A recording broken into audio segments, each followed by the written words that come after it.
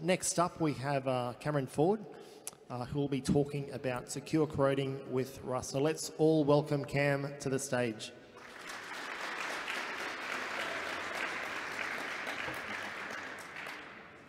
Thanks very much. Today I'm going to be talking about Rust. Let's get into it. So first, a bit about me. I do red teaming. When I do red teaming, I like working on the tools that we do to do our red teaming. Occasionally I do a bit of lecturing in cybersecurity. And probably about 12 or 18 months ago, I started to get a bit curious about Rust, seeing a lot of hack and news articles out there and a lot of claims, so I just wanted to start to explore some of those. So some ground rules before we start this. Spoilers, I kind of like Rust, having looked at it a bit now, but you may not. That's okay. So every programming language is kind of designed for a different problem, right? Some of them suit our problems better than others. So even if you don't like Rust at the end of this, and if you're new to this, I don't expect to convince you within an hour, but maybe there's one or two things you could pick up and adapt into a library or something for your own favorite programming language. Okay, so what is Rust? The name comes from, Rust is always kind of close to bare metal. So it's a programming language that's supposed to give you control, but at the same time, the three things that they emphasize in the language is it's a language that focuses on safety, speed, and concurrency. We're going to be looking at a couple of those today, particularly the safety, a bit of the concurrency, and the speed we're not going to go into, but you can find that information elsewhere. It started in 2006. There was a Mozilla employee who kind of got a bit sick of seeing the similar sort of mistakes being made in their code base time and time again. So he wondered, apart from all the tooling that they have, maybe there's something the programming language can offer to improve things. By 2009, it became an official Mozilla project, and at this stage, Mozilla invested a lot of effort into it. They hired people who design programming languages. They took it really seriously, and there was lots of RFCs, lots of things put into the language, taken out of the language. And by the time we get to 2015, we've stabilized, we've set on what we want in the language.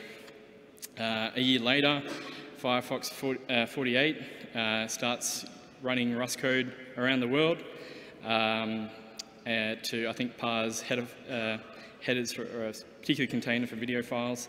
And since then, it's been used in plenty of other places. And Firefox continues to use it more. They rewrote the CSS engine styler in Rust, stuff like that. Stack Overflow do a developer survey every year where the people using Stack Overflow answer a bunch of questions about their job and their work. Past 3 years, Rust has been voted the most loved language on that survey. So there's some people out there who like it. That's good. It's kind of influenced by C and C++ to one degree. As I said, it kind of wants to give you that control. The language doesn't have garbage collection and things like that. It wants you to kind of be able to account for the resources that you're using. But at the same time, it's kind of influenced by ML type languages, so Camel and Haskell and stuff like that. It uses strong typing to offer a lot of the safety. It's kind of similar to Swift in that sense. Swift also has its strong types, and D as well, I'd say. And there's reasonable IDE support out there. I use Vim, that's fine for everything, so why bother, but that does me. All right, here's some of the things people have been doing with it. The Rust compiler uses LLVM, so we get all the benefits of targeting all the stuff LLVM does. So over here, we've got an operating system that people have been writing in Rust called Redux. So that's coming along. Someone's here written an iOS app and people using it for embedded development. But if you're using it for embedded development, you're going to lose a bunch of the stuff in the standard library, obviously, but still it can do things there. And if you want to find out more about who's using it, you can go to this URL down the bottom, and there's a bunch of company logos. They often link to blog posts and they explain how they're using it. But I've seen interesting things like Coursera was using it to bootstrap container runtimes so that they could run untrusted containers and stuff like that. And Dropbox, I think, rewrote a bunch of their storage engine in it. So people are using it beyond just Mozilla. So today, we're going to go through 4 bugs, where I'm going to show code that's not really exploitable code for these bugs, but it's going to show you the primitive that might kind of lead to this sort of bug. And I'm going to use different languages to make these points. If you use one of these languages, C, C++, Go, you're probably not going to like the code that appears on the slide. That's okay. That's not the point. The point is that we all kind of work in one way or another with this guy. This guy is Nelson Spaghetti from a TV show called Silicon Valley. He's kind of this hapless programmer who kind of falls through life. By his own admission, he's not a great coder. And even though we might write perfect code, Nelson Spaghetti doesn't. He's also called Big Head. I may call him Big Head sometimes. And maybe your team's great. Maybe your team doesn't have a Nelson Spaghetti in it, but maybe one of the open source libraries or something that you depend on, maybe Spaghetti made a commit there or something at some stage. Who knows? But there is code out there that's trying to harm us. So that's what we're trying to help. To that end, we kind of need some sort of model to see how we're going to defend ourselves against such code. So I've kind of got these concentric, well not concentric circles, but conjoined circles, and any program Big Head writes kind of lands somewhere in this big circle, right? And so a bunch of those sometimes are going to be a perfect program without bugs. Most of the time they're not, they're out here. And what we kind of want to do is kind of force these programs into not reaching into our production environment, okay? So we can put one barrier behind that. We're going to make him, we use a compiled language, right? So he can't bash his head on the keyboard anymore and run a Perl program or something. So he has to actually now compile his programs. He's going to pick up naming variable errors and stuff like that you might get in interpreted language. We're also going to make him run tests, and we might have some sort of static code analysis or something. So we're kind of each time coercing him closer and closer. So now, by random, if his program lands anywhere in here, you know, we're getting closer and closer to this small circle. So let's start off with buffer overflows. Here's a program Spaghetti's written. We create an array, length 5. He wants to look at the last element, and he wants to look at the 9th element for some reason. So what happened? Oh, and by the way, just down in the bottom right, you'll see text that you probably can't read. These slides are going to be online straight away afterwards, and there's a GitHub repo. This is the folder where you can find each code, each file for the examples, and you can build them and play with these things yourself. So that's what that is. But yeah, he's written this code. But we're forcing him to compile. So what happens when he uses his toolset to compile? He gets a warning. The warning is kind of useful, right? So we get index 9 is past the end of the array. That's pretty informative, and it shows him exactly where it's happening. What's the problem with this is we can't guarantee what's going to happen if you do this. If he's reading arbitrary memory somewhere, the program may crash. It might not. In this case, he's just reading the memory, but if he's writing it, it could be far, far worse, right? So that's what we're dealing with here, but we can implement another control. We can just tell the compiler with the W error flag, all right, all your warnings are now errors. It's not going to produce a binary for this bit of code. Well, this is kind of simple code though, right? We can obviously see we're indexing past the end of the array. But what if we try and take our index from standard input? Well, it's kind of hard to analyze this now for the compiler to consider all cases, because there's going to be valid indexes that are submitted as well. So we have to, through some other form of static code analysis or something, encourage bounds checking. And of course, we've got runtime protections like stack cookies and stuff like that to prevent, you know, writing over other variables in the stack. But beyond that, it's good to exercise these sorts of things. So here's some Rust code, our very first bit of Rust code. We're still declaring an array of 5 variables, of 5 elements. The size is here. Those things are signed 32-bit integers, as it says here. we want to index the last element and the 9th element. And again, compiled language.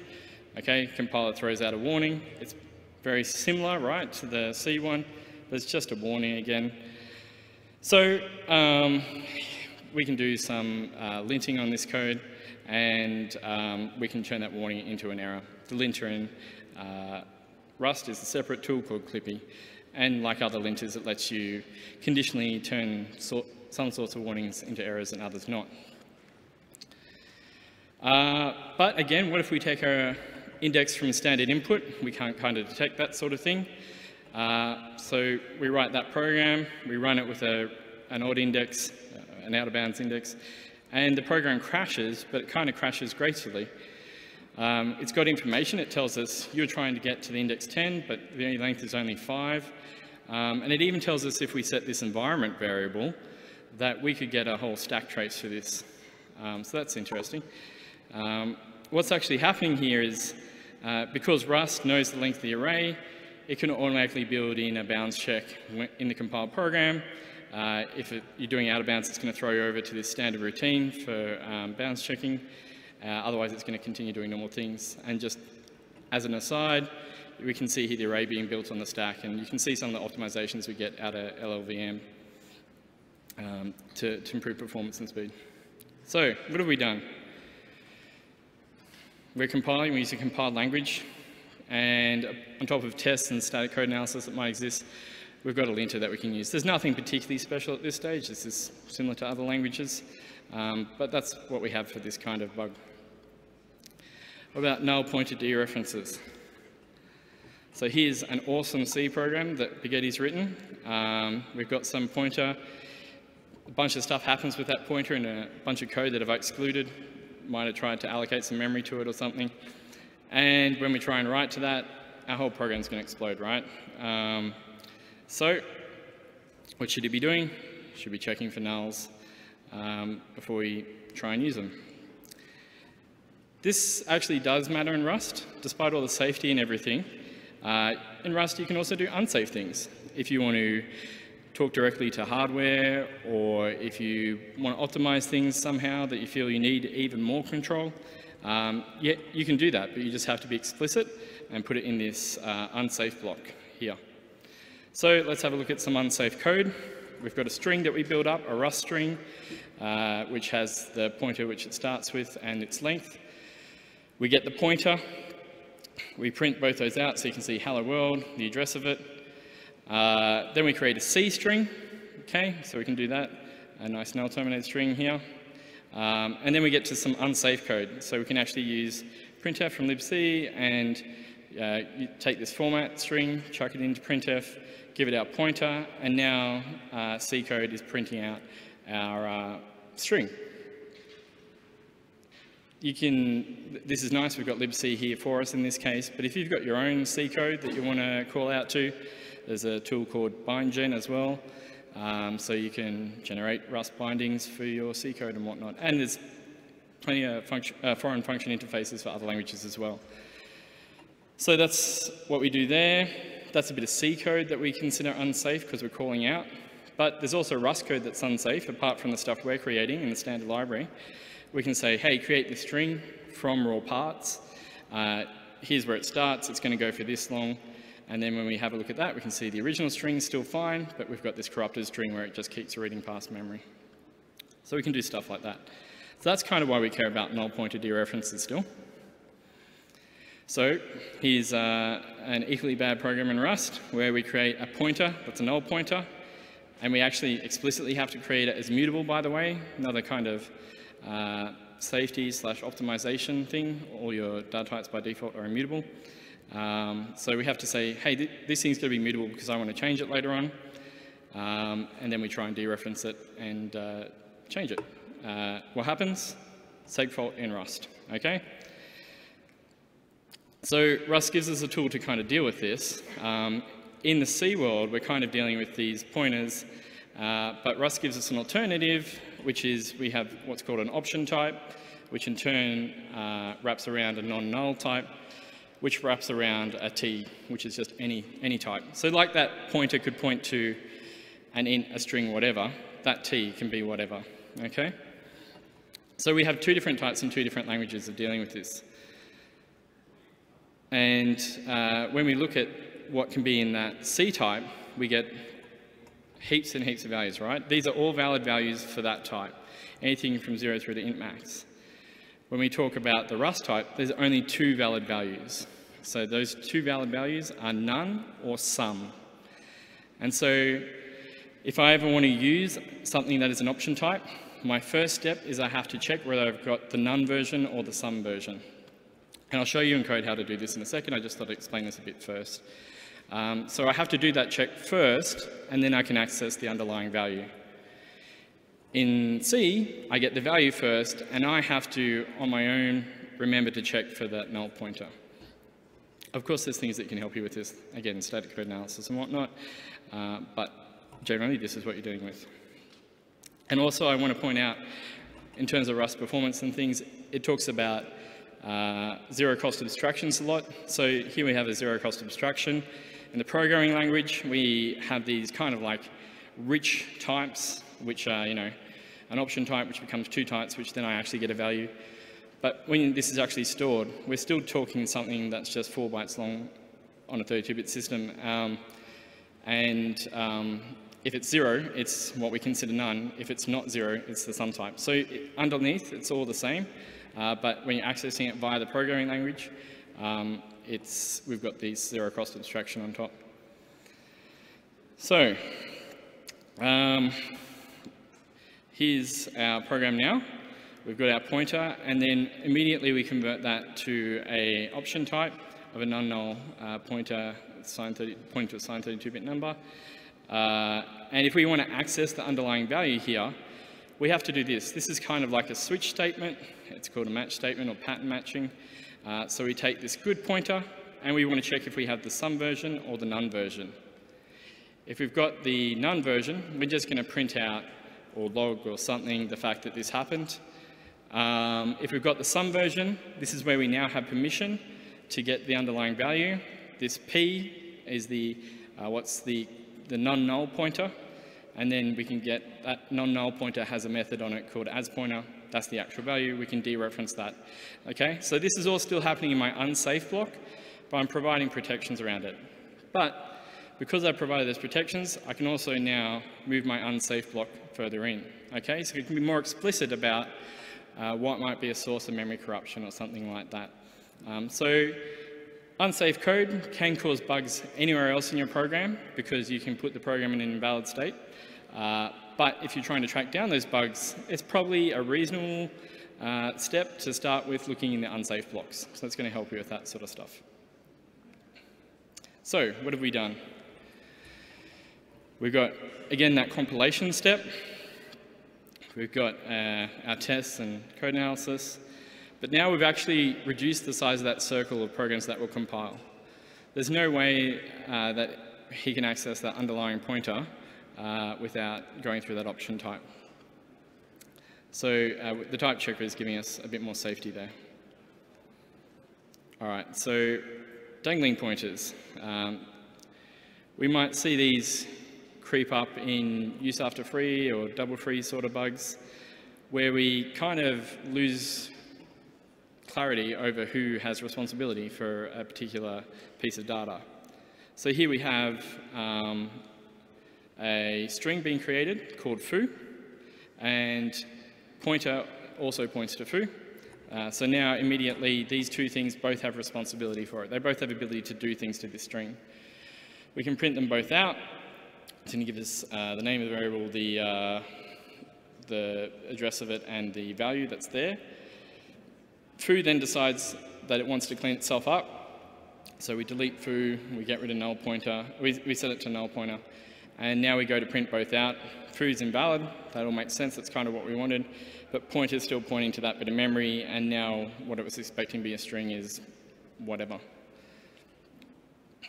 So C++ gives us something to deal with this called unique pointer in more recent C++ versions.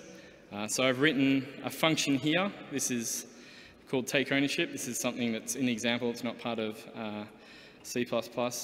And all this function does is take any arbitrary type and does nothing with it.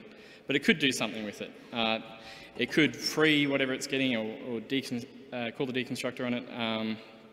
It could create another alias or something like that.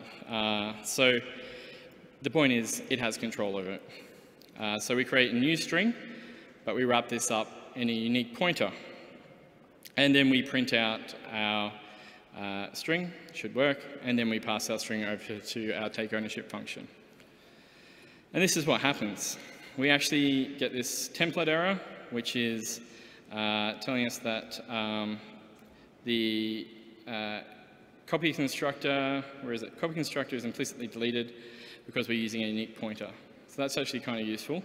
So where normally that value will be copied into this function, by wrapping in a unique pointer, we've disabled the ability to copy it, and we have to be more explicit about our intentions here. So C++ gives you something for working with unique pointers, and that is move semantics. So we say, all right, this function, it now gets to take ownership of foo, and from there, I should no longer be able to access it. So in this program, we've got the string, we use it, we transfer ownership, we try and use the string again, and it bugs out. So we've got a crash, but it's a bit more of a controlled crash. We're not opening ourselves to other use after freeze or other things like that. In fact, what this is a null pointer dereference. So if we check foo for a null pointer and run the program again, indeed foo is now a null pointer. So what happens is foo is created, we use it. As soon as foo gets moved in here, our version of foo becomes null. Okay? Their version of foo they keep using, and that's fine. So that's what we've got there to kind of protect in C++. Rust, this is kind of one of the differentiating features of Rust, I would say. It has this ownership model, and for years, from the very start of the language in 2006, it was kind of a consideration to take advantage of this. So it's built into the language. Oh, sorry, hang on. Let me go back to that. Finish off the C++ stuff. We can also access the underlying pointer in C++. So if we want to get the foo pointer, we can alias it to a foo pointer using this get function. So now we've made a copy of it ourselves explicitly. We can use it, and we can give ownership of it to someone else. But when we give ownership, they still may free whatever, that memory, and our foo pointer could be invalidated in a way. So we don't know what's going to happen when we get to this line here. The better way to do this sort of thing is to use the release API and we now get the memory address into foo pointer, but when we try and transfer ownership, foo is set to null straight away. When we try and transfer ownership, we're transferring ownership of null, and therefore our own copy remains fine. From here, you could go on and alias that pointer and have other problems, but it's the preferred way of doing things here. At least you're being honest and saying that unique pointer is unique because it's not valid anymore. Here you're saying I've got a unique pointer, but really there's actually other pointers as well. So as I was saying, Rust has its own ownership model. So it tracks ownership here. We've got a string foo, and we assign that to another variable stolen. So immediately, two people that are responsible for this. In this version, we're transferring that variable into another function, just like we were in the C++ example. So what happens here, we try and compile, we get a compilation error, and it says, use of moved value, the value was moved here, and you used it here after you'd moved it. So I find that, this is a pretty simple example, but I find that a really kind of nice, useful message. It's pretty clear to me what's happening. So I can clean that up and try and use foo other ways. I can stop using foo after that function, but that's kind of a hassle. If all my programs, I'm going to have to be passing off these variable to functions and then never ever see them again. So Rust also gives us ways of transferring ownership and transferring it back. So we have here, we create a string. We now clone this string So this is implemented for the type. So this guy gets his own copy of that string, and we can safely keep using our own. So that's an option. We can return ownership. So the function signatures for these are here, by the way.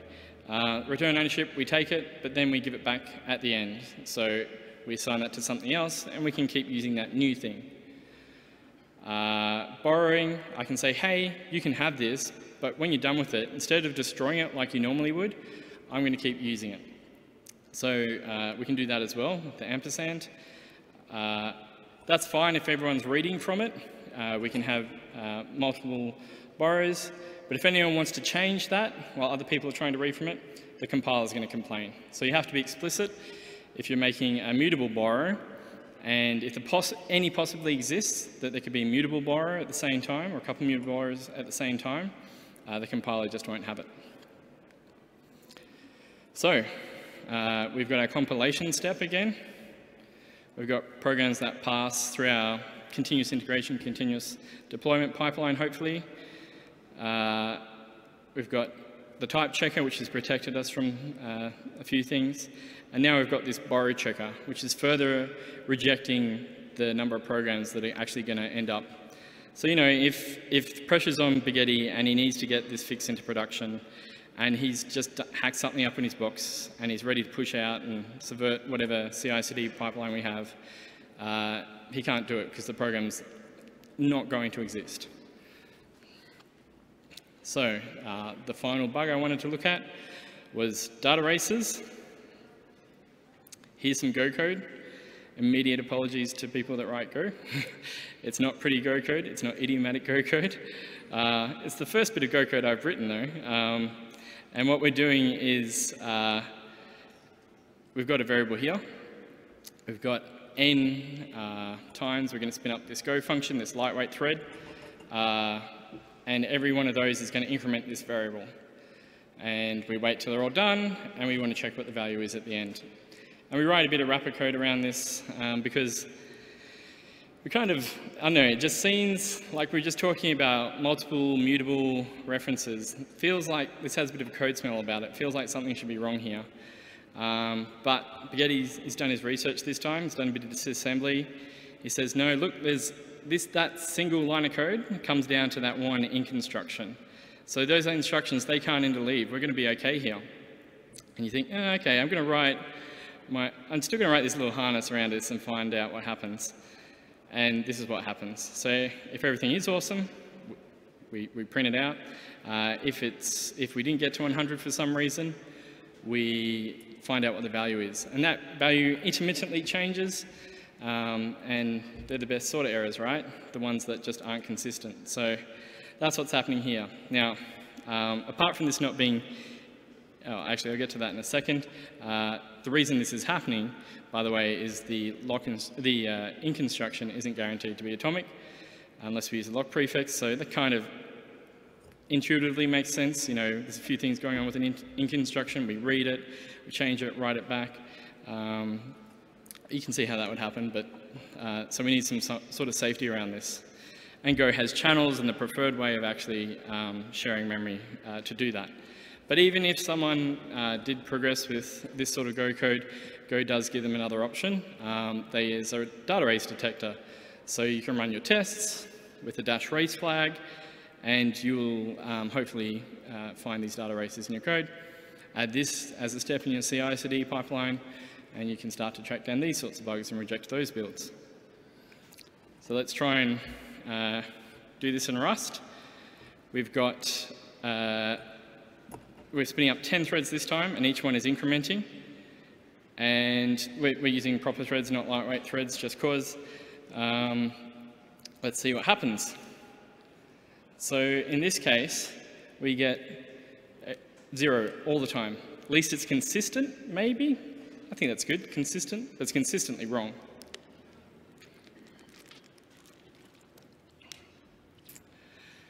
So what's going on here?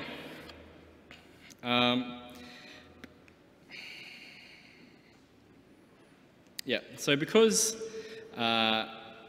this is a primitive data type, when I transfer ownership of the primitive data type to this thread, it actually gets its own copy.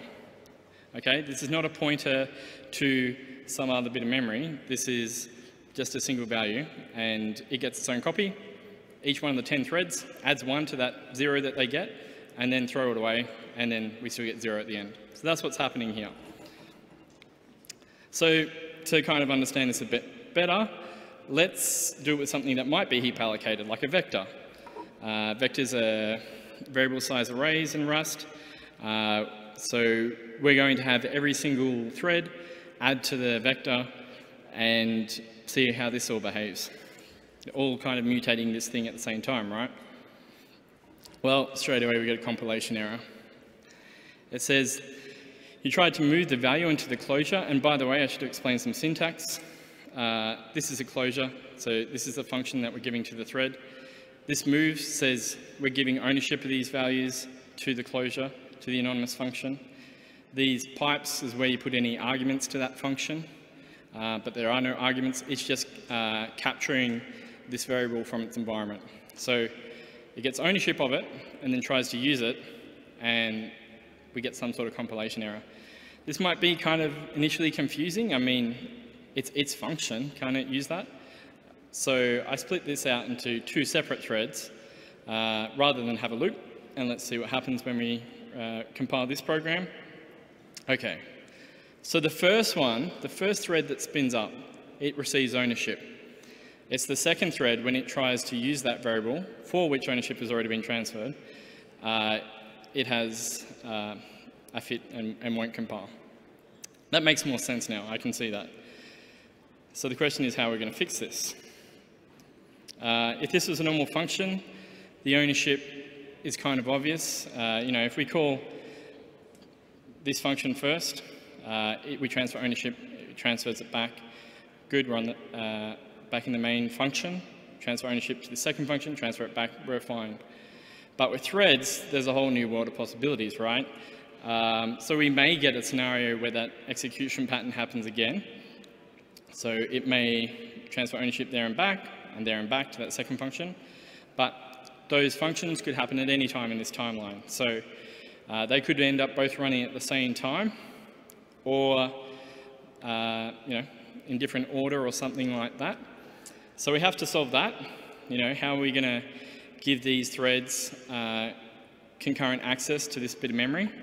Other languages obviously have things for dealing with this as well. So we have to solve that, but we also have to solve the problem of once everyone's finished with this resource, who's going to clean it up? So we need to work out when everyone's finished with it. And again, that could change in time. It could happen quicker sometimes than later other times. So there's a couple of things going on here at the same time. And Rust gives us ways to deal with both of those. In terms of allowing that, controlling that concurrent mutability, mutexes, you know, pretty much all languages have them, nothing surprising there. But if we just tried to write this program with a mutex and compile it, and it's in that GitHub repo, but I didn't put a slide for it, it still won't compile, because we still need to answer that question of who's going to clean this up when we finish with it. So to deal with that problem, we need to create a reference count. In this case, it's an atomic reference count. And through those two kind of container types in use simultaneously, our program will finally compile, and we get data race compile time safety. So here's what it looks like. So we have our mutex. We're wrapping the original int again, and we're wrapping that mutex again in an atomic reference count. We make sure everyone gets their own copy, so that's how we allow the simultaneous access. When they're each, this actual clone is of the atomic reference counter.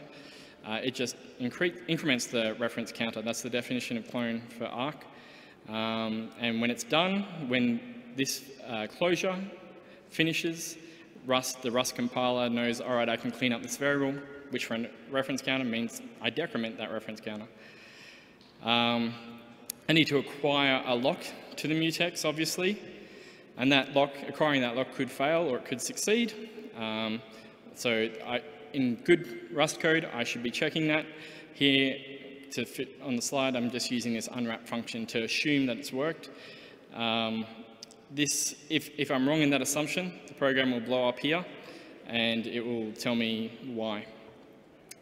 But for convenience and for prototyping, I'm going to use unwrap here, and then we increment the value of this. And so in this way, everyone gets their own copy of something. It's a reference count as far as it doesn't know any better. It's a reference count to that mutex, which then they try and each get their own lock to. And with all this, we actually get a compiling program that works. Remove any element of that and it won't work. A couple of things I wanted to point out on that example, obviously. I'm talking about data races, not race conditions. Rust makes no claims against race conditions. Data races, we're talking simultaneous access to memory. Race conditions, there's far more complex state that we're dealing with, within the same program or not. We're not looking at that. And we were communicating by showing memory. So I kind of said that was not idiomatic Go code. Go, to my understanding, would prefer you to share memory by communicating through channels. Rust, you can also use, there's a channels API, but Rust is kind of giving you a choice to do one or the other. And if you're trying the showing memory model, it's trying to guide you and help you do things more securely. Okay, so here we are. We've got the compile step, we've got that test step, and in this case we had the type checker preventing us. It didn't like it if we just used a mutex or just used an arc, but once we used them together, the type checker was happy, the borrow checker was happy. So that's kind of it. If I've sparked your curiosity enough, there's pretty good documentation out there for Rust. There's this book, which is also in hard copy, but you can just read online for free. If you want to look at Unsafe Code, there's the Rust Nomicon. That is also kind of interesting to read for security-minded people to find out more of what's happening underneath in Rust. There's a Rust for C++ programmers and C programmers repo, which kind of tries to transfer those concepts from one to the other. And there's a bunch of others. This week in Rust is kind of interesting to see what libraries are coming out, what new features. That non-null pointer example in there is only a couple weeks old in the stable version of the compiler, so there's always change happening. People have tried a bunch of things, as I said. I particularly point out this one. This guy's got a really great tutorial on writing your own operating system in Rust. Not the Redux sort of operating system that we saw, which is far more fully featured, but you end up with something that's an ISO, and you can print your own stuff to screen. It's pretty cool, pretty fun. There's a bunch of embedded development environments and stuff that people are trying, but again, you can see that this is kind of trying to be close to bare metal. That said, people use Rust to write REST APIs and things like that. This all works because of maths. So there's a field of maths, which I don't know a lot about, called linear logic. And it's kind of, you can use, I'm going to probably butcher this, but you can use variables in your proofs, but once you've used that variable once, you can no longer use it in your other assumptions or clauses. That's what the compiler is using underneath to do all that borrow checking. So it's not just kind of fluked or kind of hacked together. There's actually really solid maths underneath it, and there's also some people have done some work to prove that those container types, a couple of which you saw, they used a bit of formal methods to show that those do indeed have the properties that they claim to have. Doesn't mean that's necessarily always secure, it's just what it says. And then some people are trying to build a bit of a Rust ecosystem on top of Self4, which I kind of stumbled across, but could be interesting. I think it's early days for that one, to my understanding. Okay, so for this talk, I've just got a website where I put up the code. These slides are available right now, and when there's a video for this, I'll put up the video as well. But you can go if you want to explore more of these yourself there. And that's kind of it. Thanks to Kylie and Silvio for organising the conference, and you guys for coming. So, let's thank Cam.